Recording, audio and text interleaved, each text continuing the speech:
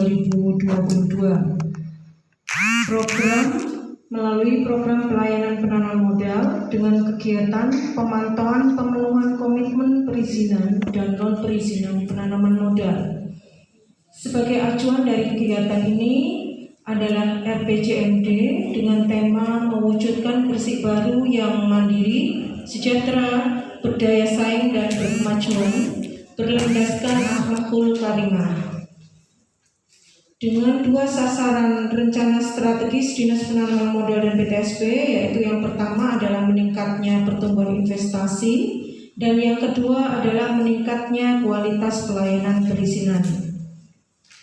Kegiatan fokus group discussion kali ini dilatar belakangi dengan telah terbitnya Undang-Undang Cipta Kerja Nomor 11 Tahun 2020 yang kemudian menerbitkan pula regulasi turunan di bawahnya, yaitu PP Nomor 6 Tahun 2021 tentang penyelenggaraan perizinan berusaha di daerah. Bahwasanya penyelenggaraan perizinan berusaha di daerah adalah kegiatan perizinan usaha yang proses pengelolaannya secara elektronik mulai tahap permohonan sampai dengan terbitnya dokumen yang dilakukan secara terpadu dalam satu pintu. Dalam hal ini adalah Dinas Penanaman Modal dan PTSP Kabupaten Gresik. Dinas Penanaman Modal dan PTSP Kabupaten Gresik sendiri adalah perangkat daerah pemerintah daerah kabupaten kota yang memiliki tugas dan fungsi menyelenggarakan urusan pemerintahan di bidang penanaman modal yang menjadi kewenangan daerah. Dasar hukum Undang-Undang 25 Tahun 2007 tentang penanaman modal, Undang-Undang Nomor 30 Tahun 2014 tentang administrasi pemerintahan, Undang-Undang Nomor 23 Tahun 2014 tentang pemerintahan daerah, Undang-Undang Nomor 11 Tahun 2020 tentang Cipta Kerja, PP 5 Tahun 2021 tentang penyelenggaraan perizinan berusaha berbasis resiko, PP Nomor 6 Tahun 2021 tentang penyelenggaraan perizinan berusaha di daerah.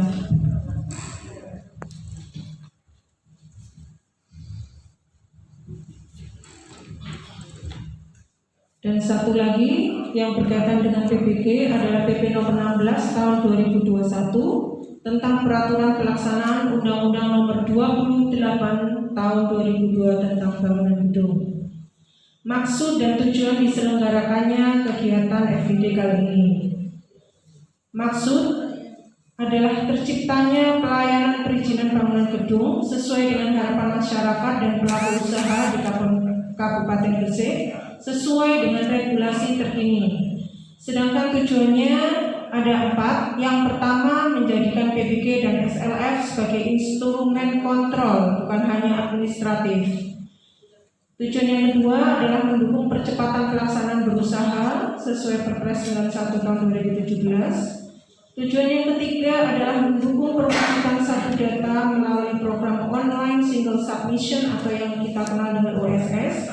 Tujuan yang keempat adalah penyelenggaraan penerbitan PBG, SLF, SPKBG, RTP dan pendataan bangunan gedung. Output kegiatan atau targetnya adalah terwujudnya pelayanan perizinan bangunan sesuai dengan regulasi terkini. Data dukung pelaksanaan kegiatan adalah penerbitan pelayanan izin tata ruang, lingkungan, dan bangunan. Waktu pelaksanaan kegiatan adalah tanggal 21 Februari 2022 dimulai pukul 8 sampai dengan selesai. Tempat pelaksanaan di ruang rapat Ainul Yakin lantai 3 Mall Pelayanan Publik Gresik. Jumlah peserta 75 orang terdiri dari narasumber dari DPRD Kabupaten Gresik dan praktisi SIMBG. Dalam hal ini diwakili oleh Pak Agus Siswanto dari DPKB. Kemudian pesertanya adalah para pemohon yang mengajukan pelatihan SIMBG.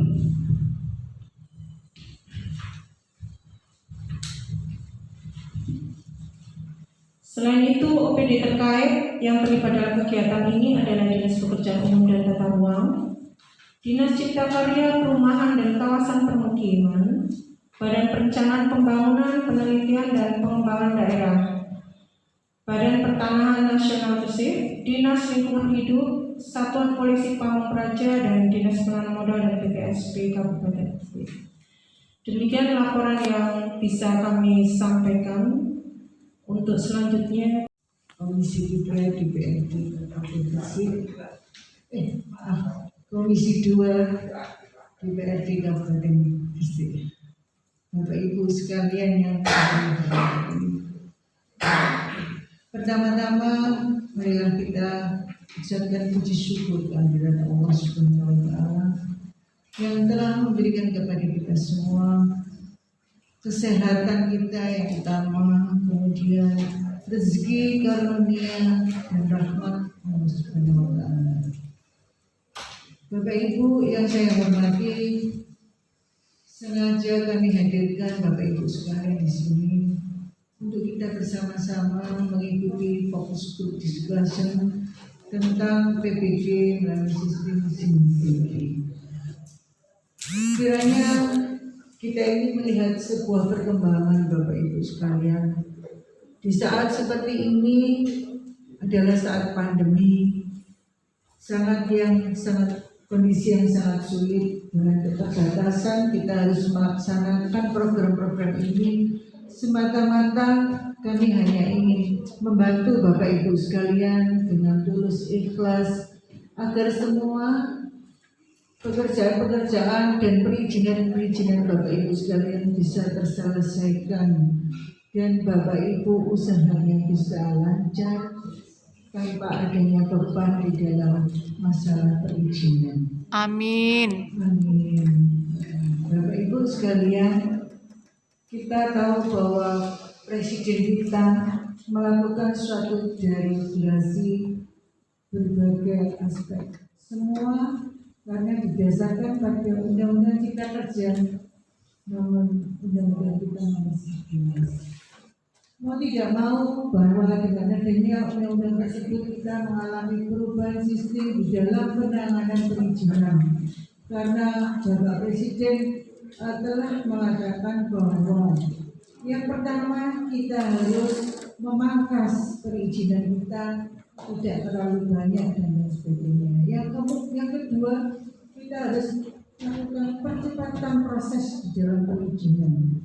Berarti kita tidak ada kata menghambat bagi pemerintah terhadap segala sesuatu yang diinginkan oleh masyarakat kita, baik industri maupun rumah-rumah tinggal. Kemudian kita juga punya kewajiban harus membuat standar operation prosedur yang betul-betul sesuai dengan kewenangan kita. Kemudian yang keempat, jangan lupa bahwa kita harus memiliki kewajiban terhadap UMKM dan koperasi. Kita harus menumbuh kembangkan, membuat satu kemitraan antara perusahaan besar dengan perusahaan kecil ataupun UMKM, karena itu menjadi kewajiban kita semua.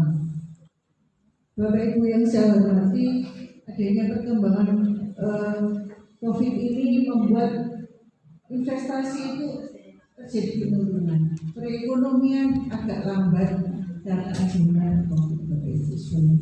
Tetapi perlu kami sampaikan di sini bahwa kemarin Dinas Perizinan ini kembali menerima penghargaan award karena investasi yang cukup tinggi di masa COVID seperti ini.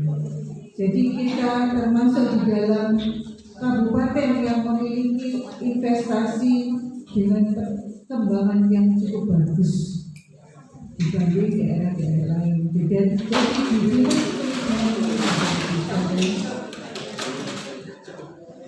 kita memiliki banyak penghargaan, baik itu penghargaan dari pemerintah pusat maupun provinsi, di mana kinerja kita pun juga sudah dinilai bahwa kita nomor 1 di Indonesia. Berarti kita melakukan hal-hal yang sesuai dan kemudian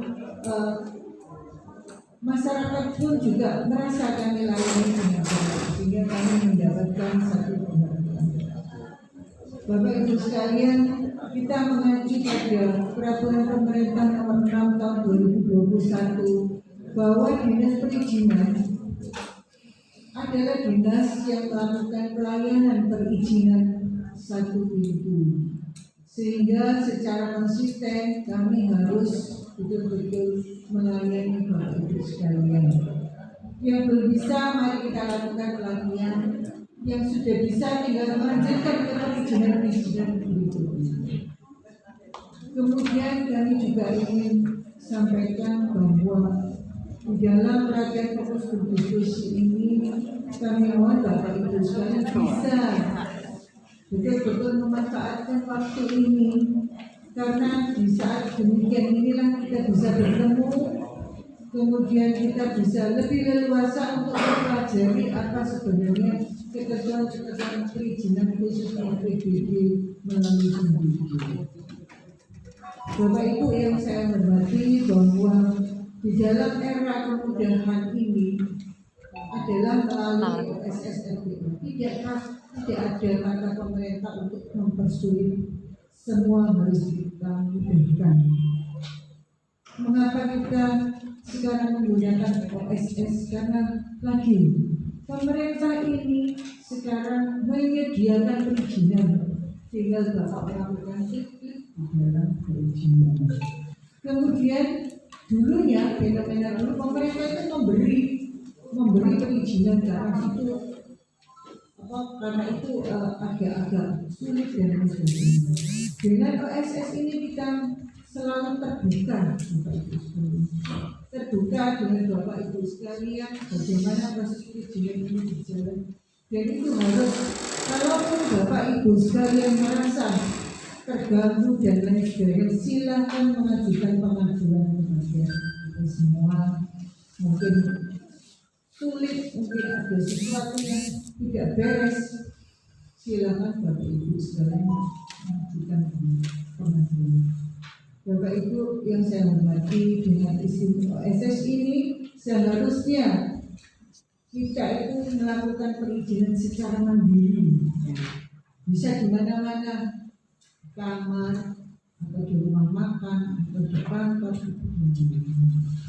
Tetapi ternyata pada kenyataannya masih sulit dengan persyaratan-persyaratan yang harus kita penuhi.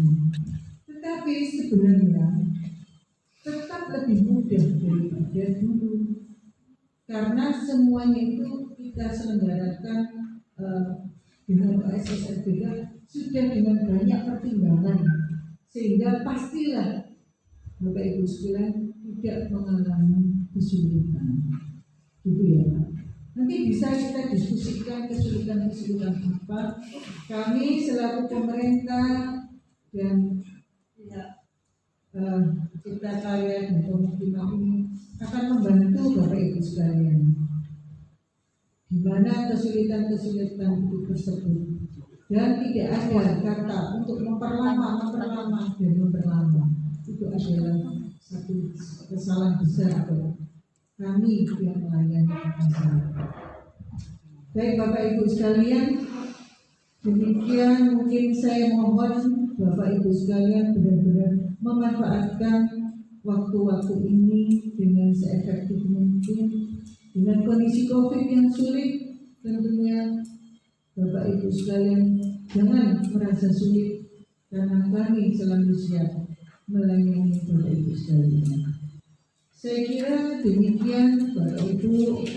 Semoga semua apa yang kita lakukan di hari ini memberikan manfaat kepada kita semua, memberikan berkah rahmat kepada kita semua, sehingga rezeki yang diberikan Allah Subhanahu wa taala dapat kita rasakan dan barokah. Amin.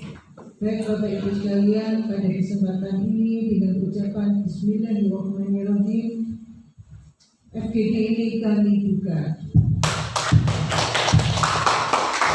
Assalamualaikum warahmatullahi wabarakatuh.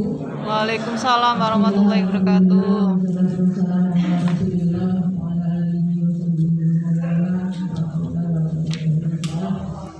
Yang saya hormati Ibu Jaki, kemudian ada narasumber dari Cipta Karya, Bapak Agus Kemudian di samping kiri saya ini yang saya hormati rombongan saya dari BPRD Gresik, Pak Lili dan Pak Usman. Kemudian yang saya sangat banggakan, yang sangat peduli yang di depan saya adalah peserta diskusi kita pada pagi hari ini. Mudah-mudahan semuanya dalam kondisi sehat walafiat. Amin ya rabbal alamin. Omikron tidak ada, itu pesannya yang ada di Jakarta. Sehingga kita ini kalau flu sedikit, sudah sedikit kita sudah positif aja gitu, sudah sembuh sendiri. Dan mudah-mudahan acara kita nanti berjalan dengan lancar dan pulang membawa manfaatnya dan hasil, gitu ya. Ya, amin. Bapak Ibu yang saya hormati, saya ingin menyampaikan bahwasannya karena hari ini semuanya sudah pada pegang laptop, otomatis saya ini nggak perlu banyak bicara. Karena ya Bapak, tapi saya tanya di depan dokter hadir ini pesertanya dari mana? Ternyata dari para pemohon. Nah itu artinya sudah betul tepat sasaran. Jadi kita memberikan diskusi ini kepada para peserta yang tepat. Para pemohon ini otomatis dia punya niat baik, tujuan baik, menyelesaikan kepentingannya juga, mewakili lembaganya masing-masing, instansi masing-masing. Lebih banyaknya dari perusahaan ya. Iya betul ya, dari perusahaan. Karena ini kita diperintahkan oleh aturan perundangan yang banyak tadi disampaikan oleh Ibu ini, maka tentu ini kita tidak bisa mengabaikan begitu saja. Salah satunya adalah karena memang ini adalah potensi pendapatan kita dari retribusi, ya. Jadi tadi sempat saya cari info ke Pak Rasul dalam hal pandemi COVID ini. Kemudian dalam hal ketika peraturan perundangan kita ini ada perubahan dari IMB ke PBG, itu bagaimana kebijakan kita? Ternyata memang instruksinya masih diberlakukan IMB yang lama, dan kejelasannya nanti menunggu SI Mendagri gitu ya.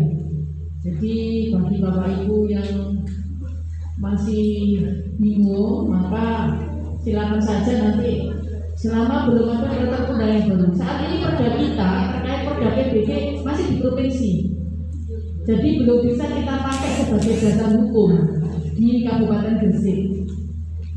Kita bisa mengeksekusi ini sebagai ulang sudah ada hasil daripada yang sudah terjadi kemarin-kemarin.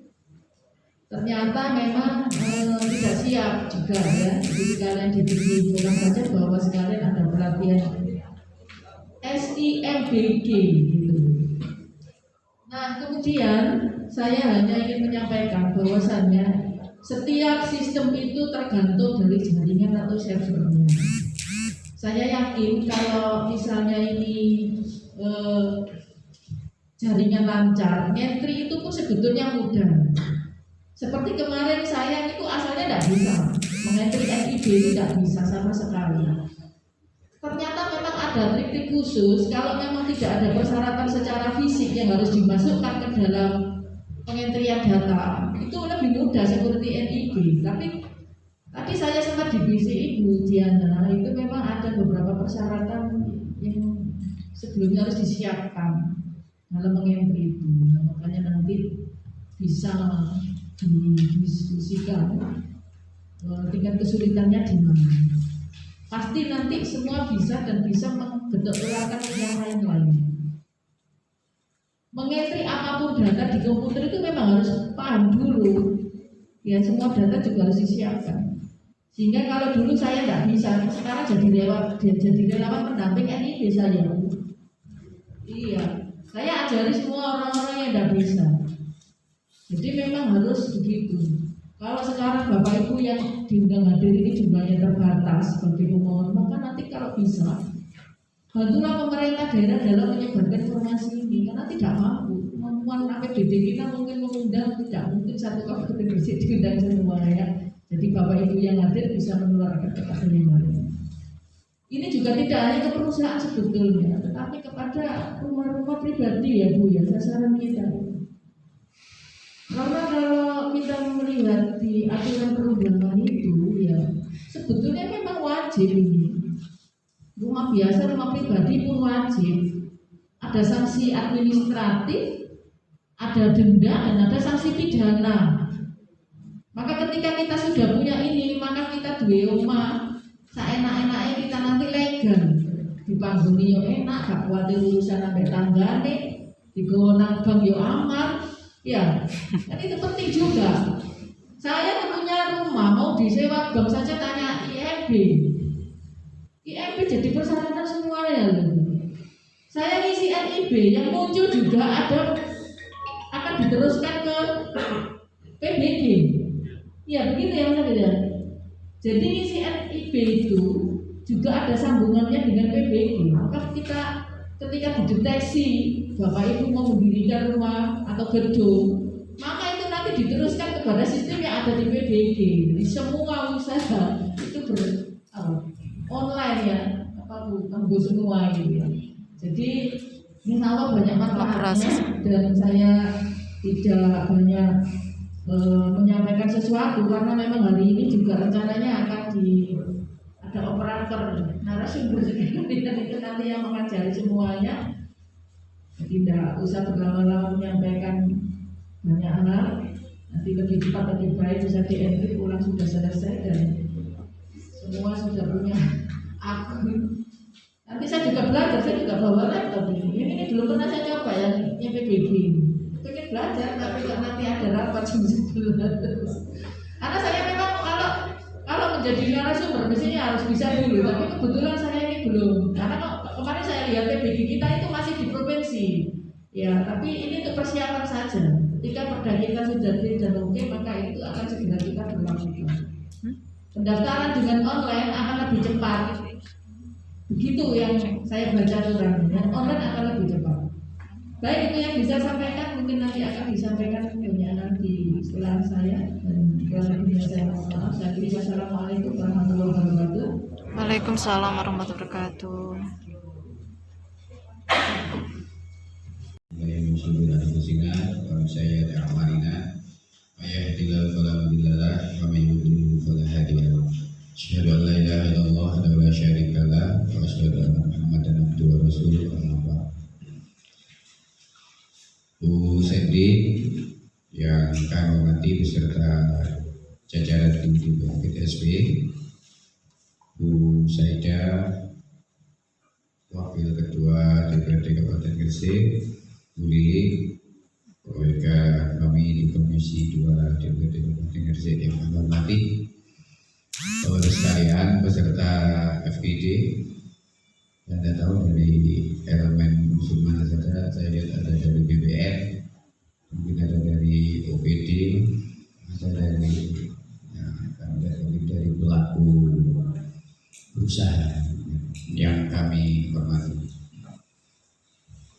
Pertama tentu saya merasa bersyukur bisa bersama dengan Bapak Ibu sekalian di forum FGD pada hari ini dengan tema pelaksanaan persetujuan bangunan gedung melalui SIM-BG, Insyaallah dan keadaan sehat dan penasihat apapun. Kedua, salawat dan salam semoga tetap tercurah kehadiran Nabi Muhammad SAW. Bapak Ibu sekalian yang kami hormati, Undang-Undang Nomor 11 Tahun 2020 tentang Ciptaker yang kemudian kita kenal dengan Omnibus Law itu banyak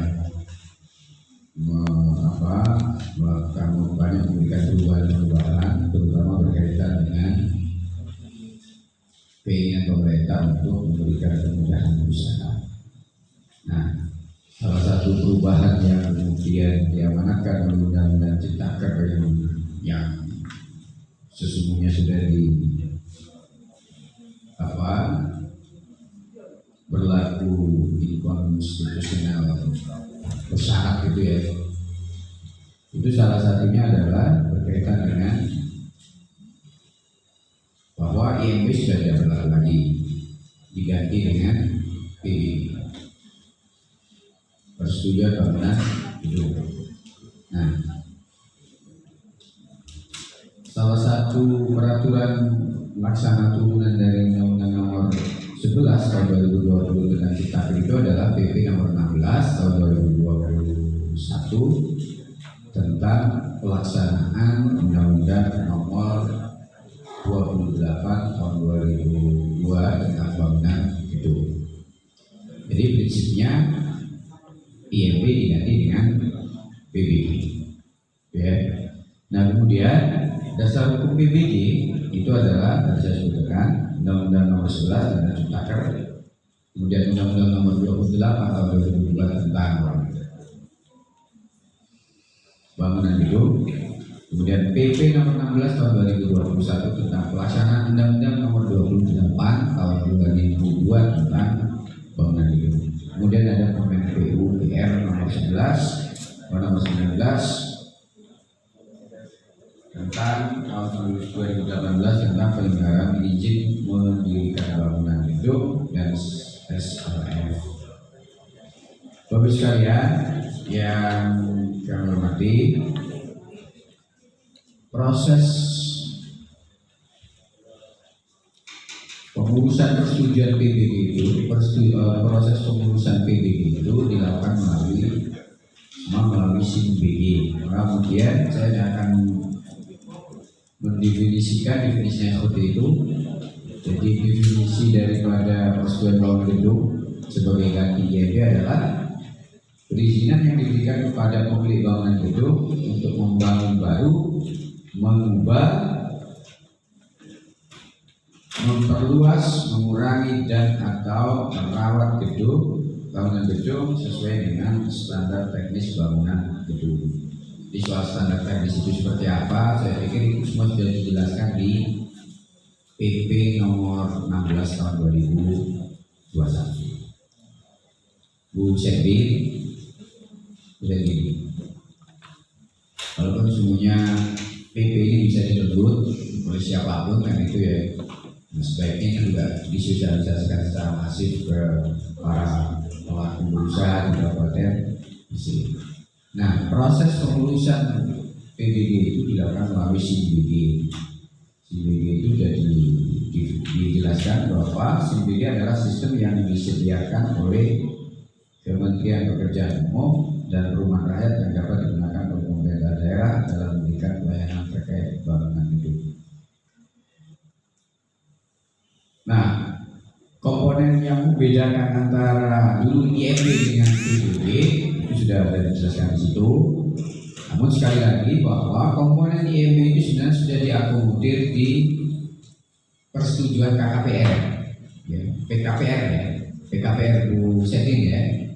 Jadi komponen IMB itu sebenarnya sudah diakomodir di PKPR. Nah, dalam rangka melaksanakan SIMBG itu, dalam rangka melaksanakan penyelenggaraan gedung, bangunan gedung itu ada kita kenal dengan TPA, kita kenal dengan TBT dan kita ada yang namanya penelitian akan jelaskan sekarang itu ya nanti di materi itu. Nah, saya ingin sampaikan persoalan-persoalan yang mungkin dihadapi sekarang dan itu sudah harus mungkin DPMPTSP sudah melakukan identifikasi persoalan-persoalan yang dihadapi dengan pemberlakuan PBG, baik persoalan teknis maupun persoalan regulasi atau kebijakan infrastrukturnya. Gitu ya. Salah satunya adalah migrasi data status atau nomenklatur IMB menjadi PBG dalam aplikasi SIMBG. Ini sudah usai ya, ada masalah ini. Dulu kan ini jadi masalah. Dan salam sejahtera bagi kita semua.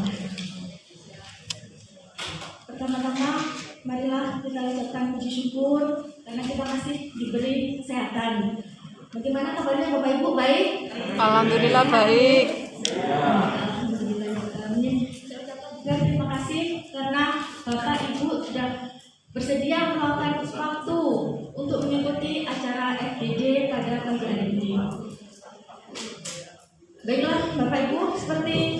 sudah disebutkan oleh para narasumber bahwasanya materi kita pada pagi hari ini yaitu pelaksanaan persetujuan bangunan gedung melalui CBG.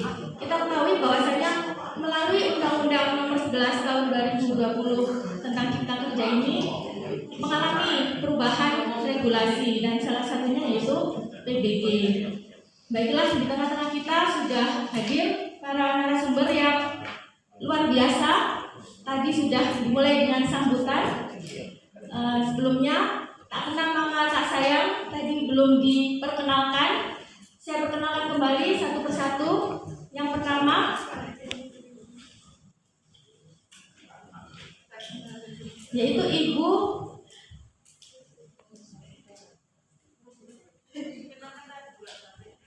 Tidak apa-apa.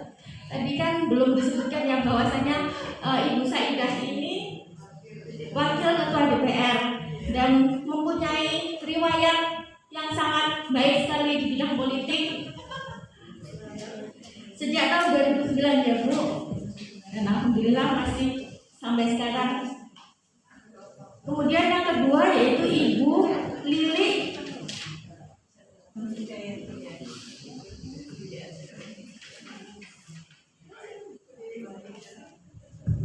Yang kedua Ibu Haja Lili Hidayati SEMM selaku Sekretaris Komisi 2 DPRD Kabupaten Gresik, dan beliau pengalaman organisasinya mulai dari Ketua Muslimat NU Ancap Kebomas, Yayasan Yakfi, Ketua Komite RI Modernis, dan Ketua Pokja 1 PKK.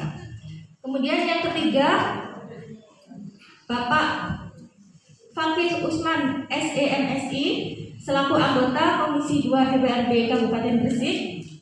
Pengalaman organisasinya juga sangat banyak dan sampai sekarang menjabat sebagai Ketua DPD PAN Gresik periode 2020 sampai 2025.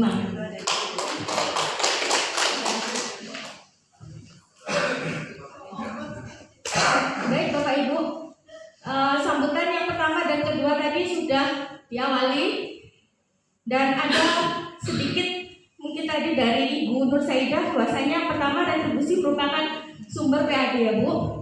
Kemudian yang kedua, adanya pelatihan CBG ini harus ditunjang dengan prasarana yang memadai. Kemudian dari Pak Fakih bahwasanya kewajiban pemerintah yang pertama yaitu harus mempercepat adanya Perda PBG, retribusi serta adanya perubahan RT RW. Narasumber yang selanjutnya Ibu Hajah Lili Hidayati. Sudah, baiklah. Baiklah Bapak Ibu, untuk narasumber selanjutnya akan dipandu oleh Bapak Agus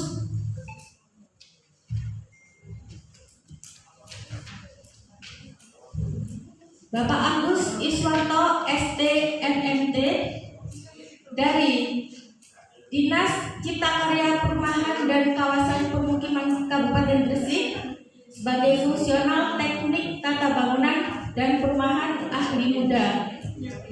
Kepada Pak Agus dipersilakan. Terima kasih, Assalamualaikum warahmatullahi wabarakatuh. Waalaikumsalam warahmatullahi wabarakatuh.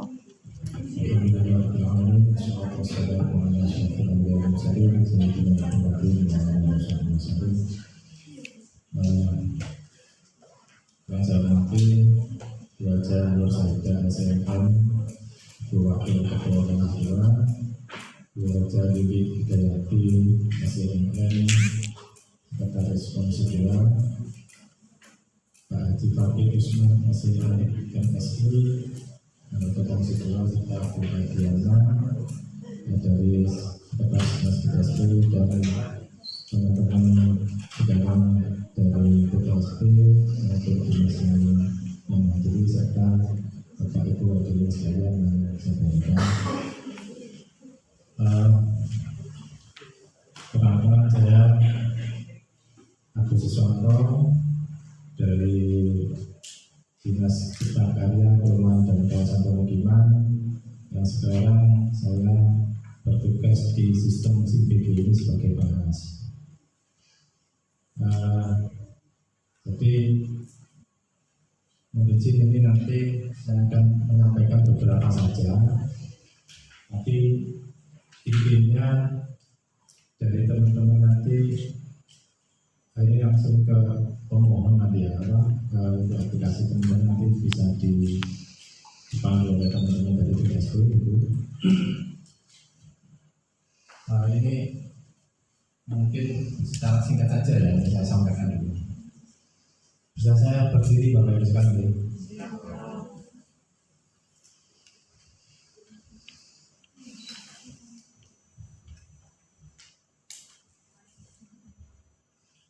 Baik, ini pelaksanaan SIBG, PBG dan SLR bangunan gedung Kabupaten Gresik.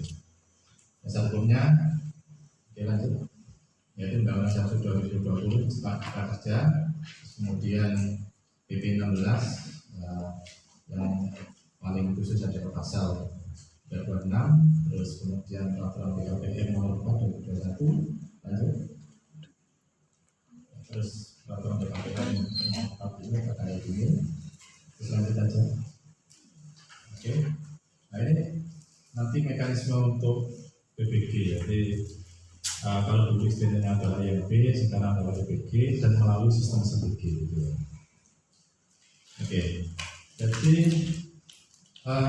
nanti penerbitan PBG itu minta tolong ini perlu dicatat gitu ya. Yang satu, PBG adalah atas dasar permohonan jika Bapak Ibu sekalian lahannya belum ada bangunan gedung, gitu ya. Jadi masih kosong. Yeah. Artinya memang rencana teknisnya itu disampaikan pada saat izin mendirikan bangunan kalau dulu. Kalau sekarang adalah persetujuan bangunan gedung. Jadi jangan keliru pada saat Bapak Ibu sekalian sudah mendirikan, sudah ada bangunan gedungnya, maka yang dimohonkan bukan PBG, ya, tapi SLF. Nanti akan saya jelaskan. Terus sebenarnya PBG ini ada macam-macam persyaratan. Ya. Yang satu, apakah nanti rencana bangunan Bapak Ibu sekalian itu adalah bangunan kategori sederhana? Itu kategori sederhana itu nanti persyaratannya macam-macam. Ya. Yang jelas bangunan sederhana itu nanti kira-kira di bawah 500 meter persegi bangunannya, di bawah 500 meter persegi, dan tidak dari baja. Itu nanti masuk dalam kategori sederhana. Kedua, apakah bangunan Bapak Ibu sekalian, bangunan sederhana dibagi lagi nanti, ada bangunan sederhana 1 lantai, ada bangunan sederhana 2 lantai. Terus kategori lagi adalah bangunan tidak sederhana. Yang jelas nanti berarti di atas 500 meter persegi di atas, dan bukan dari bangunan saja, bukan dari material saja. Ya. Itu nanti perlu diingat untuk permohonan di sini, nanti akan di sana. Nah, pada saat kategori bangunan tidak sederhana, ini bangunan tidak sederhana 1 lantai, 2 lantai, 3 lantai, atau 8 lantai ke atas. Itu nanti ada kategori itu lagi. Terus kategori laginya bahwa apakah nanti bangunannya itu merupakan bangunan berkumpul dalam satu kawasan atau bangunan itu sendiri. Jadi satu lahan bangunannya cuma satu bangunan gedung atau hanya hanya dengan pemakaian bisa dengan apa itu. Intinya bukan kategori bangunan berkumpul gitu ya. Kalau nanti kategori bangunan berkumpul nanti akan masuk dalam PBG koreksi.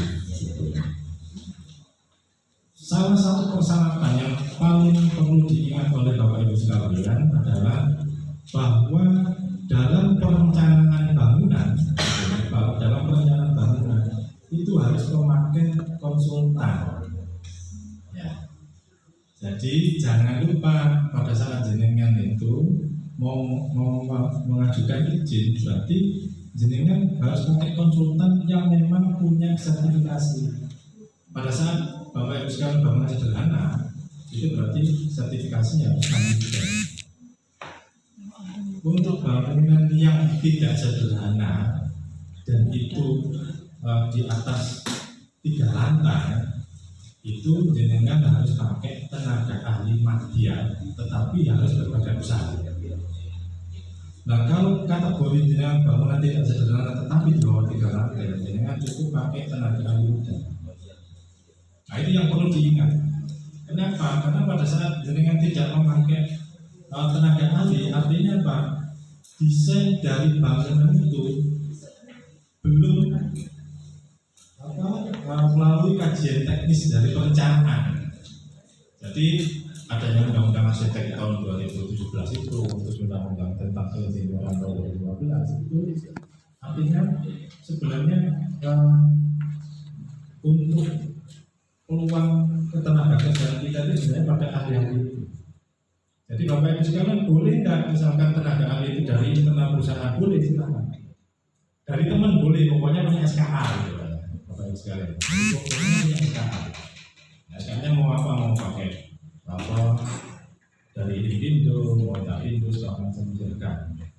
Tapi yang jelas sebenarnya kedepannya itu sebenarnya sudah amanah undang-undang keinsinyuran tahun 2014 itu bahwa yang punya SKA itu harus punya surat tanda registrasi insinyur. Gitu. Jadi ada STRI-nya. Tapi untuk saat ini kita masih melonggarkan. Pokoknya sudah punya SKA tidak apa-apa. Belum punya STRI tidak ada masalah. Ya, karena ini mungkin ini akan diketahui mungkin tahun depan atau apa. Tapi tahun sekarang ini mestinya sudah diketahui ini pada saat lelang-lelang gitu ya. Masih di proses lelang. Gitu. Tapi untuk yang saat ini masih apa, pokoknya punya SKA ya silakan. Jadi itu tolong menjadi catatan dari Bapak Ibu sekalian. Sehingga nanti apa, pada saat permohonan itu secara teknis, jadi nanti kan di SIBG itu secara teknis, gambar teknisnya memenuhi syarat sudah dibikin oleh tenaga ahli.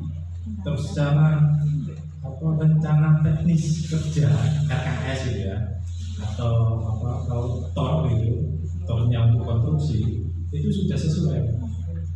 Jadi kalau dulu fenomenanya itu Bapak Ibu sekalian hanya gambar aja, tapi sekarang enggak, gambar dan rencana kerja. Artinya apa? Misalkan ini guys semen ini adukannya sekian, spesifikasinya harus jelas. Kenapa? Besinya harus sekian, dan itu harus dipatuhi pada saat pelaksanaan, gitu ya. Nanti akan panjang lagi nih prosesnya PBG itu akan panjang. Setelah PBG nanti jenengan harus mengaplikasikan. Setelah PBG itu kan izin untuk mendirikan, gitu ya. Izin untuk mendirikan. Kalau ini rencana teknis saya seperti ini, gambarnya seperti ini. Dan aplikasikannya pada saat masa konstruksinya itu harus sesuai dengan gambar kerja. Harus sesuai dengan RKS. Makanya bagi developer tolong hati-hati. Jadi pemerintah ini sebenarnya dalam rangka menjamin kualitas bangunan, gitu ya. Jadi perencanaan dan pelaksanaan terhadap kualitas bangunan itu memang sesuai dengan perencanaan. Jadi misalkan ini pengembang, gitu ya. Dan ini soalnya kan pengembang yang lama, gitu ya. Pengembang, saya bikin ini untuk rumah tinggal tipe 72 itu K-nya, K-betonnya K250, terus besinya besi sekian, terus untuk keramiknya model ini, PVC-nya gini, harus ada untuk SLO listriknya seperti ini, air bersihnya harus tersedia seperti ini dari BDAPM atau dari sumber disebutkan. Sehingga customer nantinya mau beli itu terjamin kualitas dari bangunan itu. Tentu saja ini juga akan menjamin bahwa si perusahaan sendiri meskipun itu bukan developer ya, misalnya perusahaan itu terjamin bahwa pelaksanaannya itu sesuai dengan rencana.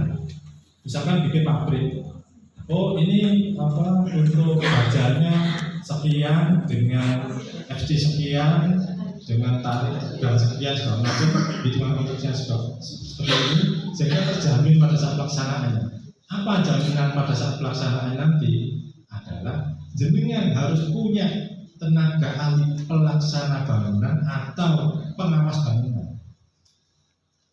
itulah nanti yang akan menerbitkan sertifikat layak fungsi. Jadi sebenarnya akan mudah dari jenengan sendiri, desain dari jenengan, pengawasan oleh jenengan, dan yang mengeluarkan rekomendasi layak fungsi adalah jenengan.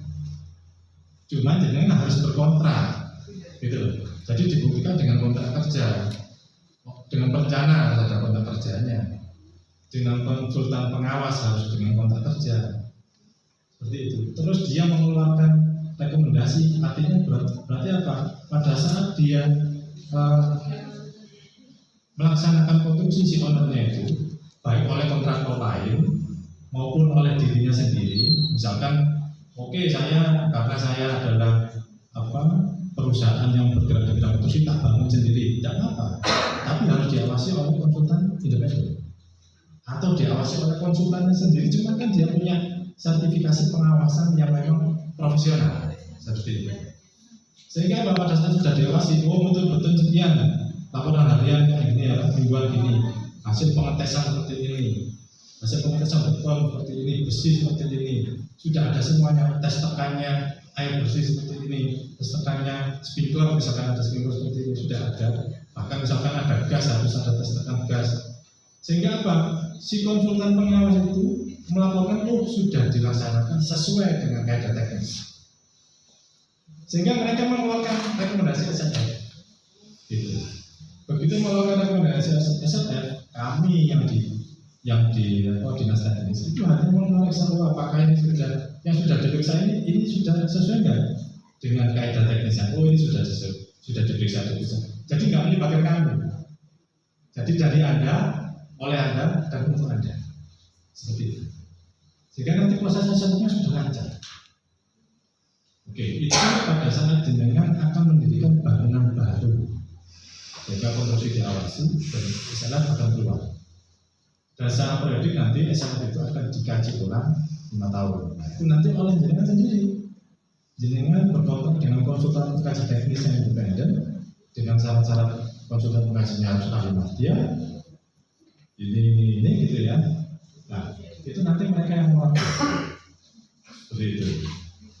Nah, jadi intinya jenengan harus berkontrak dengan konsultan, boleh oleh konsultan, oleh dirinya sendiri. Maksudnya saya punya konsultan yang penting harus profesional, gitu ya. Oke, bagaimana jika jenengan punya bangunan gedung itu sudah terbangun? Kalau sudah terbangun, berarti langsung saja pakai konsultan pengkaji teknis. Konsultan pengkaji teknis dengan kriteria tertentu, gitu ya. Misalkan ini masuk bangunan kategori apa? Tidak sederhana atau sederhana. Kalau sederhana berarti pakai konsultan pengkaji teknis ahli muda. Kalau tidak sederhana berarti ahli media. Kalau memang misalkan dia memang lantai ke atas, ahli utama. Itu. Sehingga apa? Nanti yang koreksi adalah konsultan pengkaji teknis itu sendiri. Cuma catatannya gimana? Kenapa? Saya dulu di PTSP, ya. Saya membina konsultan pengkaji teknis itu. Kenapa? Karena konsultan pengkaji teknis itu masih baru, sehingga mereka perlu diajari perhatian. Yang perlu diajari perhatiannya adalah peraturan, baik peraturan perundang-undangan, peraturan pemerintah, peraturan menteri, dan peraturan daerah. Kenapa? Karena mereka kalau nggak ngerti itu, syukur-syukur gitu. Nah, ini memang sedang kita bina, konsultan pengkaji teknis ini sedang kita bina supaya apa? Mereka bekerjanya harus profesional. Jadi misalkan bangunan itu dulu punya IMB, ternyata mau mengisalkan itu ternyata ada perkembangan. Ternyata ada bangunan di sebelahnya ini. Tidak apa. Selama kaidah KDB KLB intensitas bangunan yang memenuhi, mereka akan mengeluarkan rekomendasi itu. Tetapi konsultan pengkaji teknis juga akan mengeluarkan rekomendasi, ini bangunan ini harus dibongkar karena tidak sesuai dengan kaidah tata bangunan dan keandalan bangunan. Ini harus direnovasi, ini harus itu, dan itu harus dilakukan perbaikannya atau rekomendasi dari konsultan pengkaji teknis itu oleh owner, sehingga akan keluar SFF. Terus jika itu ada bangunan baru, keluar SFF dan PBG langsung. Gitu. Jadi keluarnya dua. Jika itu adalah bangunan yang sudah berdiri, jadi akan lebih mudah. Gitu ya. Jadi intinya SLF ini akan lebih mudah. Cuman itu tadi, saya berpesan kepada Bapak Ibu sekalian, tolong disiapkan konsultannya, tenaga ahlinya. Wis cari kenalan yang banyak gitu ya. Iya. Tidak apa, konsultan itu boleh dari, tidak harus Gresik, boleh dari Surabaya, Jakarta, segala macam, pokoknya saya Indonesia lah. Bahkan luar negeri ya boleh juga. Cuman yang penting tadi itu, yang penting dia tahu terkait aturan, minimal aturan yang ada di dalam konstruksi. Jadi misalnya aturan tentang amdal lalu, berapa sih bangunan itu harus turun mendalami. Jadi perda kita sudah perda mendalami, dan itu masih berlaku selama itu masih dijaga. Seperti itu. Nah, cuma nanti suatu saat pada saat setelah PBG itu kami dengan pihak-pihak dinas bidang teknis akan melakukan kunjungan secara periodik. Apa akan membina jaringan pada saat masa penguji. Oh, ini harus dilakukan pengetesan pemadam kebakaran loh. Oh, ini harus dilakukan pengetesan untuk SLO listrik loh. Ini harus ada penangkal petirnya loh. Nah, itu hanya pembinaan saja, sehingga nanti ada penilik bangunan nanti. Nah, itu akan secara periodik berkunjung di tempat-tempat yang sedang melaksanakan konstruksinya. Jika ada perubahan bagaimana, dituangkan saja.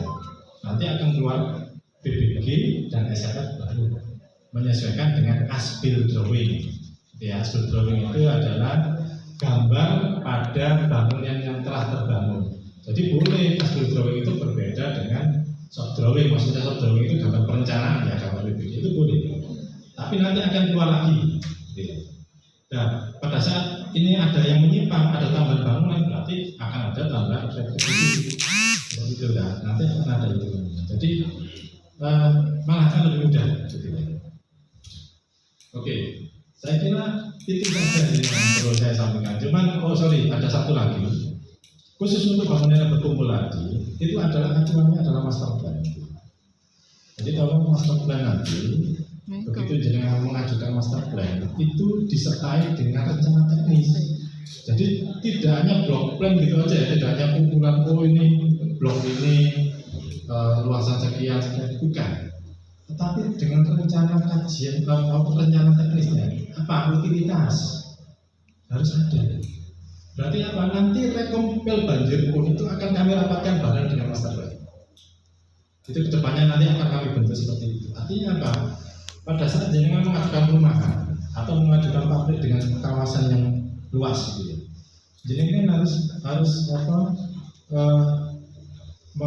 menyajikan gambar titik lampu jalan PJB-nya, titik drainasenya seperti apa, pelnya seberapa, NE-nya seperti apa, gitu ya, pemadam kebakarannya, jalur evakuasinya, jadi komplit. Dan itu harus dilaksanakan pada saat pembangunan, gitu Pak. Sehingga apa?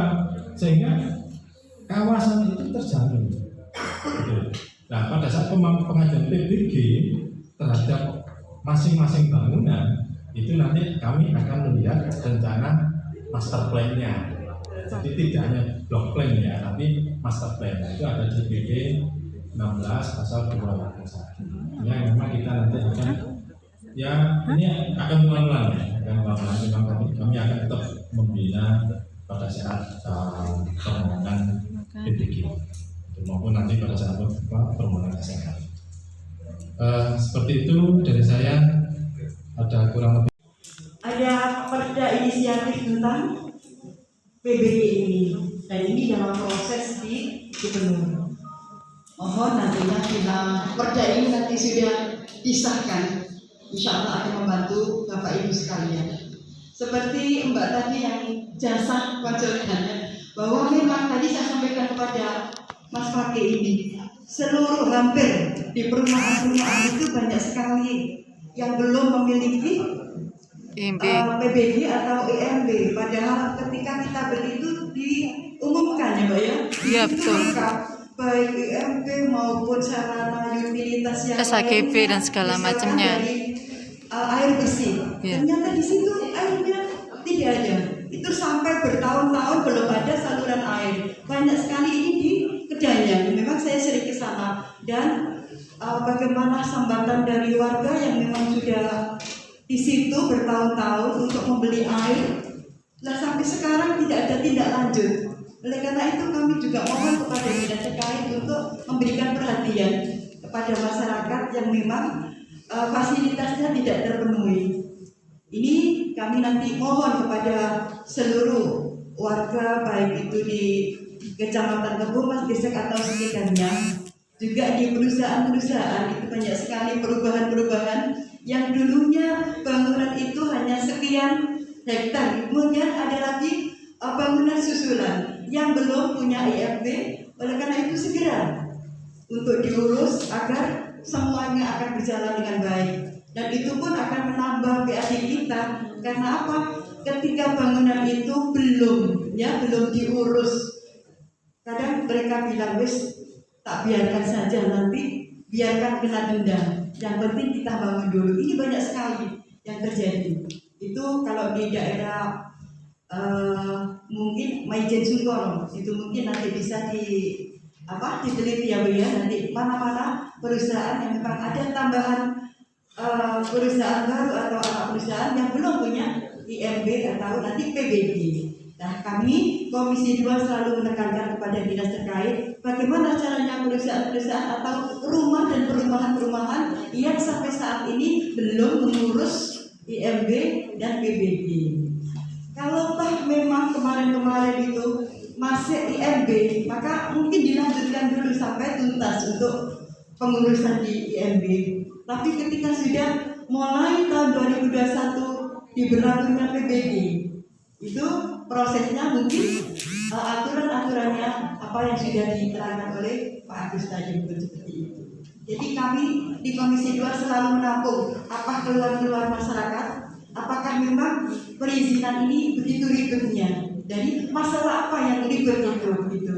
Jadi kami mohon nanti boleh dengan itu bisa memberikan masukan kepada kami khususnya di Komisi 2 yang terkait dengan izin-izin bangunan di daerah Gresik. Mungkin ini yang bisa kami sampaikan. Nanti barangkali masih ada unek-unek kayak Mbak tadi, silakan. Itu kami sangat senang sekali karena banyak sekali apa yang terjadi di daerah Gresik ini bukan hanya untuk Umas atau Gresik saja, bahkan di wilayah Menganti dan lain-lain atau Cermin itu pun juga banyak bangunan sudah berdiri tapi belum ada IMB-nya itu berapa ribu. Kalau kita data-data yang valid itu insya Allah lebih dari 2.000. Karena itu mohon ya Pak, bisa jenengan nanti sampaikan memang kendalanya di perizinan, mungkin seperti itu. Jadi nanti saya tekankan sekali lagi bahwa untuk dinas terkait memberikan kemudahan. Jadi ketika ada yang mengurus harus ada pendampingan yang bisa memberikan penjelasan kepada pemohon yang ada di Kabupaten Gresik. Mungkin ini yang dapat saya sampaikan. Atas kurang lebihnya kami sampaikan terima kasih atas perhatiannya dan mohon maaf atas segala kekurangannya.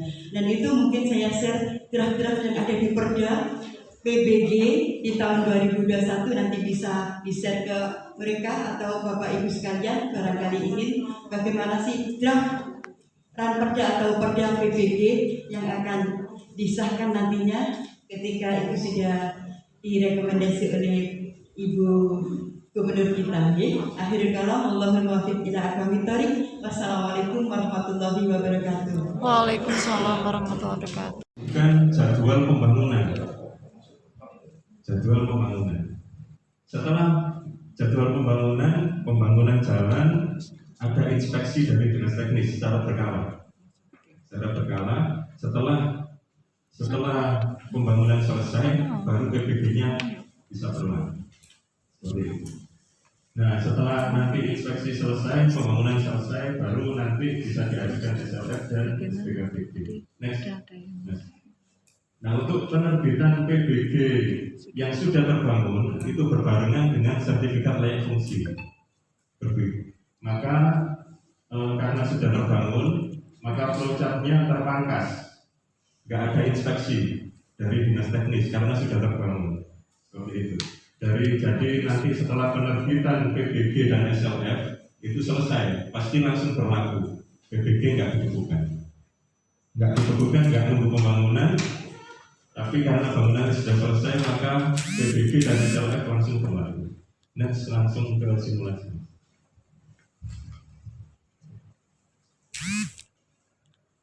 Untuk alamat pengurusannya simpb.pu.id. Kami akan menjelaskan secara singkat untuk bagaimana tahapan next-nya, lanjutannya. Nanti secara detail persyaratan bisa ditanyakan langsung ke dinas teknis. Pertama kali pasti untuk mendapatkan akun, dan pasti saya yakin bapak-bapak ibu-ibu semua sudah punya akun, sudah bisa mendaftar sendiri. Nah, kita coba pakai akun kami.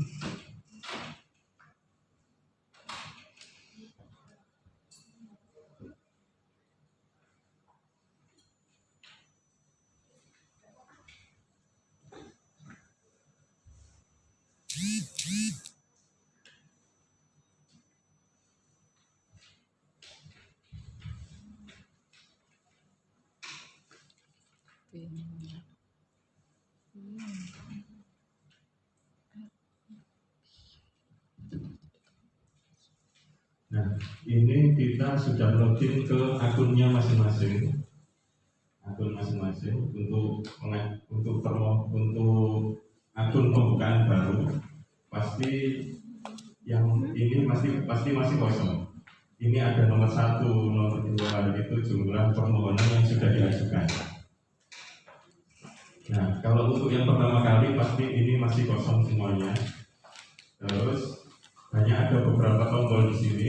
Yang tombol ini itu untuk pengaturan akunnya itu punya siapa, pemiliknya siapa, ganti password itu di sini.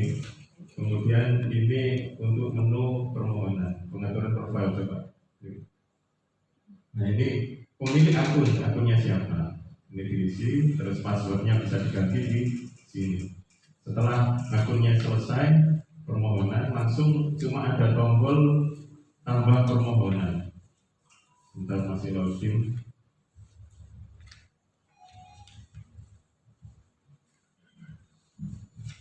Kalau ini Bapak Ibu bisa langsung praktek ya. Silakan Bapak Ibu, apabila ada yang kurang jelas nanti bisa langsung ditanyakan kepada teman-teman. Jadi di fotokopian ini itu juga ada panduan step-stepnya juga di situ. Jadi ini secara prakteknya. Cuma ada satu tombol sama tulis dulu mas. Di interface-nya cuma ada tombol ini, tambah ini untuk menambah permohonan. Klik. Nah, itu ada 5 layanan dan kita sedang bicara persetujuan bangunan gedung. Untuk PBG yang belum terbangun itu diklik yang ini, PBG persetujuan bangunan gedung. Sedangkan yang sudah terbangun itu maka langsung sertifikat layak fungsi. Nanti ada produknya dapat 2, persetujuan bangunan gedung dan SLF. Kita praktek yang belum terbangun, beri nanti jenis permohonannya ada banyak, apakah permohonan baru ataukah perubahan. Kalau perubahan ini sebelumnya ada PBG, terus bangunan gedung kolektif untuk kumpulan bangunan seperti perumahan dengan tipe yang sama. Kemudian gedung sarana, prasarana itu untuk fasilitas penunjang seperti menara, pagar, dan lain sebagainya, fiberoptik, kemudian cagar budaya. Ini kok ada SPBU? Oh, baru lagi, updatean baru. Ada updatean baru dari kementerian, ada SPBU mikro 3 km. Itu untuk pertasok. Okay. Next kita pilih gedung baru, fungsi bangunan. Ada banyak hunian, keagamaan, usaha, sosial budaya, khusus campuran. keagamaan untuk masjid, hunian untuk rumah tinggal, keagamaan itu gereja, masjid dan lain sebagainya. Fungsi usaha, perindustrian, perdagangan, apotik, gudang, tempat penyimpanan dan lain sebagainya. Sosial budaya untuk pendidikan dan kesehatan. Fungsi khusus ini sangat jarang karena biasanya bangunan-bangunan pemerintah, kemudian bangunan pertahanan nasional seperti itu fungsi khusus. Kemudian fungsi campuran, fungsi-fungsi bangunan yang punya fungsi campuran seperti ruko, rumah toko. Kemudian seperti Icon Mall ini ada apartemen dan mall, dua fungsi yang hunian dan usaha dalam satu konstruksi bangunan. Seperti Icon Mall itu masuk fungsi campuran. Kita masuk usaha industri yang ini. Kemudian jenis bangunan usaha, bangunan tidak, jenis bangunannya perindustrian, nama bangunannya disebutkan bangunan apa dalam industri tersebut, karena biasanya di pabrik itu kan banyak bangunan ya, ada musola, ada gudang, ada kantor logistik, ada silo dan lain sebagainya. Itu disebutkan nama bangunannya di sini. Nah, yang perlu kami sampaikan juga yang belum sempat kami sampaikan waktu sosialisasi terdahulu, untuk PBB itu pengajuannya, permohonannya itu satu bangunan, satu permohonan. Seperti SLF juga. Jadi satu bangunan PBB, satu bangunan itu satu permohonan PBB. Jadi ketika mau membangun, belum dibangun, ternyata ada banyak bangunan, itu bangunannya satu bangunan itu satu permohonan seperti SLF. Beda dengan IMB dulu. Kalau sistem IMB dulu itu dalam satu SK surat keputusan itu kan ada banyak bangunan A, bangunan B, bangunan retribusinya sendiri-sendiri. Tapi kalau ini satu permohonan, satu SK, satu retribusi juga. Satu enggak Pak. Satu akunnya tetap satu. Akunnya tetap satu, tapi permohonannya banyak. Akunnya satu, permohonannya banyak. Bentar, mohon izin. Jadi Gimana? makanya saya sampaikan tadi Bapak Ibu sudah di aplikasi CBG ini masih belum sempurna. Gitu. Pada saat DPP itu menyatakan bahwa untuk bangunan terkumpul itu mestinya pembangunannya di bangunan kolektif. Sehingga nanti yang diatur adalah master plan. Benar nanti keluarnya itu perbangunan gedung di SNR maupun PPG-nya. Cuma acuannya adalah kolektif itu keseluruhan. Jadi yang kita evaluasi adalah terkait lahan, utilitas, drainase, listrik, segala dan di keseluruhan itu. Terus dan perbangunan. Jadi monggo nanti kalau memang misalkan ada kasus seperti itu bisa diskusi dulu gitu ya, sehingga nanti master plan-nya itu sudah siap. Misalkan perumahan itu nanti kan pada saat nanti setelah selesai, maksudnya kan akan diserahkan ini ke pemerintah daerah gitu ya, sesuai ada perda baru itu tahun kemarin. Itu pada saat penyerahan PSU itu sudah sesuai dengan kaidah teknis PSU-nya. Jadi RKS-nya, spek teknisnya itu termasuk PSU-nya itu. Itu di master plan itu ada RKS-nya. Jadi itu. Jadi nanti tidak apa-apa. Pokoknya ini yang penting jalan dulu. Kami pasti akan memberikan panduannya. Enggak akan ini. Jadi ada masa konsultasi itu. Yang penting kami akan menyimpan datanya semuanya. Mengikuti upload saja sesuai dengan yang ada seperti ini gitu ya. Yang seperti yang disampaikan Mas Ilham tidak masalah. Tidak saja. Cuman saran kami memang untuk yang bangunan sebuah kompleks gitu ya, sebuah kompleks suatu kawasan, seperti pabrik, terus perumahan, terus ruko yang memang kompleks gitu ya. Nah, terus kayak Icon Mall itu yang banyak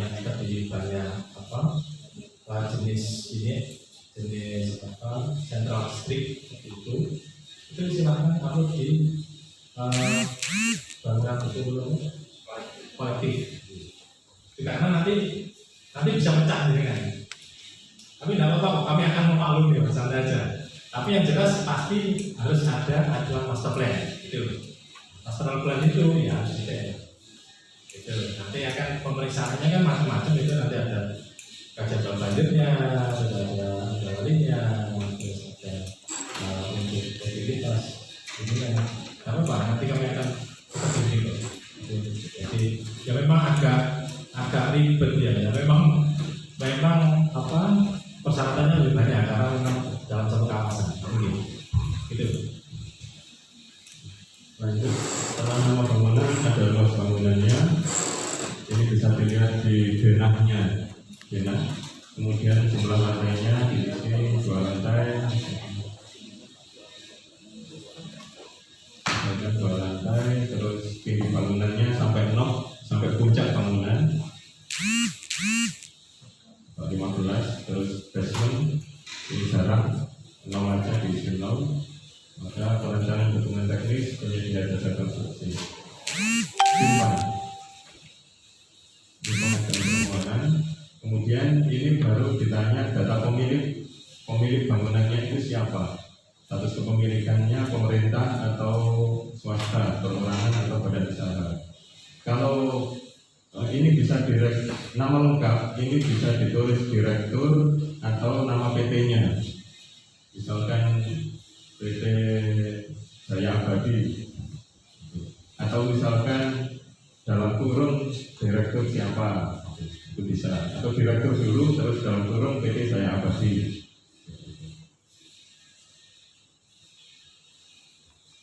Kemudian nomor identitas ini nomor identitas direktur, KTP-nya direktur atau NPWP perusahaan juga bisa.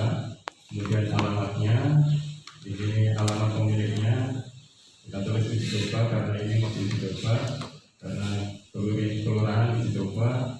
Next, simpan nomor telepon, alamat email, simpan. Nah kemudian ini baru alamat bangunan gedungnya, karena bisa jadi kantornya alamatnya di Jakarta, bangunan gedungnya diajukan di Gresik, terpisah. Uji coba mas, nanti masuk ke sistem mas.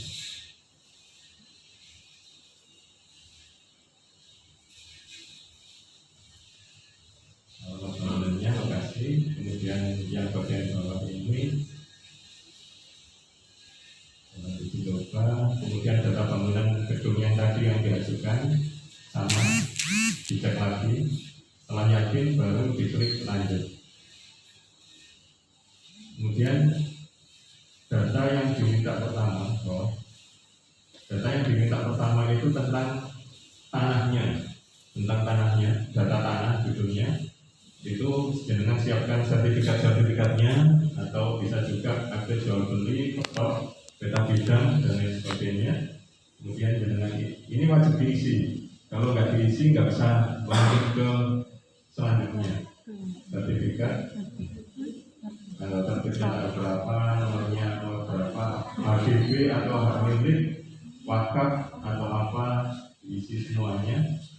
Kemudian nomor sertifikatnya, luas tanah berapa, 10.000 ya, listrik. PT Sunarno, PT Jaya Abadi.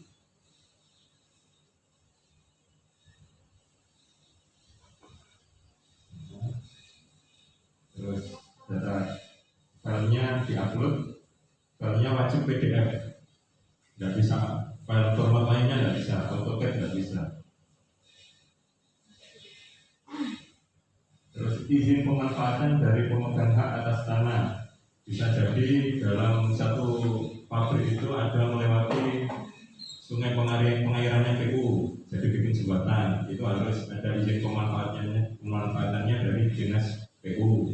Atau misalkan tanahnya sewa, itu juga bisa dimasukkan di sini.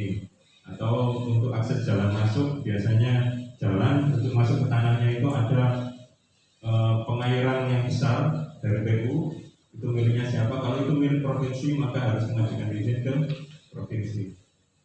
Itu di sini izin pemanfaatannya. atau mungkin tanah sebagian tanahnya sewa ke PJKA, ke PT KAI seperti Rumah Sakit Muhammadiyah Gresik, itu sebagian tanahnya itu sebagian tanah milik PT KAI, itu bisa wajib dimasukkan di sini. Tidak ada syarat bukan.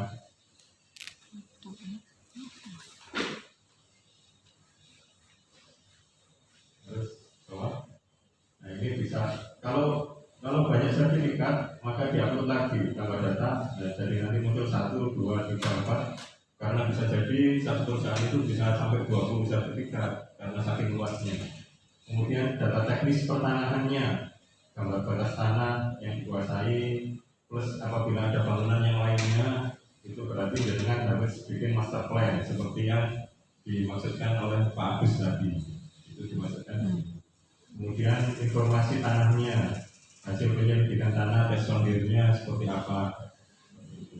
Next.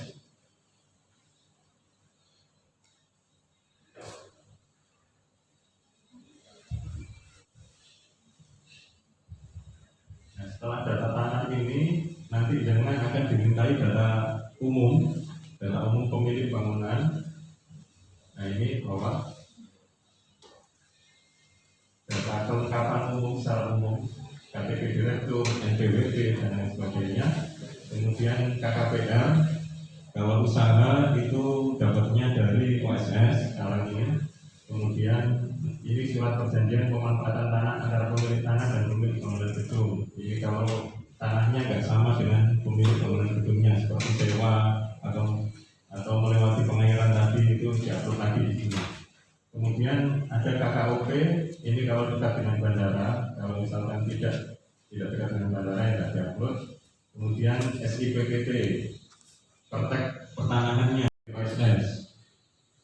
Oh ya, untuk KKPR rumah tinggal itu sekarang ngurusnya lewat Goputar, informasi dari Dinas Cipta Karya dan TKP, website goputar.pu.go.id. Bersikap ya, Goputar, GOPUTAR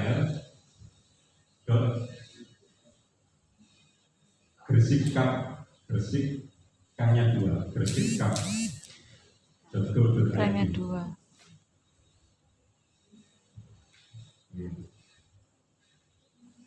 Nah ini Goputar. Ini untuk rumah tinggal yang non usaha, masjid, gereja itu semuanya non usaha. Rumah tinggal, KKPR-nya ngurus lagi Goputar. Balik lagi mas, yang singgung ini. Oke, sampai ke dokumen lingkungan. Kalau rumah tinggal biasanya tidak pakai dokumen UKL. Terus dokumen lingkungan maksudnya, tidak pakai dokumen lingkungan. Kemudian data penyedia kontraktornya dan jasa perencana konstruksi itu diminta. Kemudian surat kerukunan umat beragama, ini kalau untuk bangunan-bangunan keagamaan, masjid, gereja dan lain sebagainya. Bawah. Next, lanjut itu data umum.